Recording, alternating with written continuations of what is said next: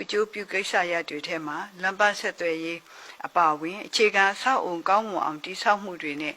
တနိုင်ငံလုံးအတိုင်းအတာနဲ့လျှက်စစ်မိနေရေးကိစ္စတွေလည်းပါဝင်ပါတယ်။ကျမတို့အစိုးရတာဝန်ယူချိန်မှာတနိုင်ငံလုံးလျှက်စစ်မိအာရရှိမှုမှာ34%ပဲရှိခဲ့ပါတယ်။ဒီကနေ့ဒီအချိန်မှာတော့တနိုင်ငံလုံးရဲ့58%နီးပါးရရှိနေပြီးတော့2025ခုနှစ်မှာတနိုင်ငံလုံးရဲ့85%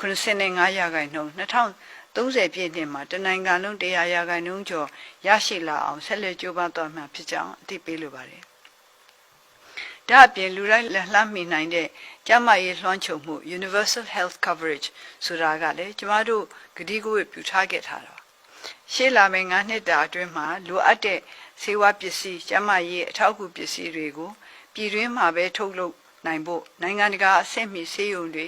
ဆေးကမ်းတွေနဲ့ဝန်ဆောင်မှုပေးနိုင်ဖို့ကျန်းမာရေးစောင့်ရှောက်မှုဆိုင်ရာနည်းပညာတွေတိုးတက်မြင့်မားလာဖို့ပြည်သူ့ကျန်းမာရေးစောင့်ရှောက်မှုအဆင့်မြင့်တင်ပြီးပြည်ပထွက်ငွေလျှော့ချနိုင်ဖို့အတွက်ကျန်းမာရေးအထောက်အကူပြုလုပ်ငန်းနယ်ပယ်မှာယင်းနှိမ့်မြုံနှံမှုတွေတချိန်ထိုးတိုးတက်လာဖို့အထူးစီမံ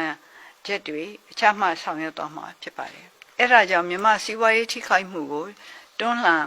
လွန်မြောက်နိုင်ရေးပြုပြင်ပြောင်းလဲရေးစီမံချက် MBRRP မူကြမ်းကိုရေးဆွဲထားပြီးဖြစ်ပါတယ်။အဲ့ဒီစီမံချက်မှာပါတဲ့ကာလ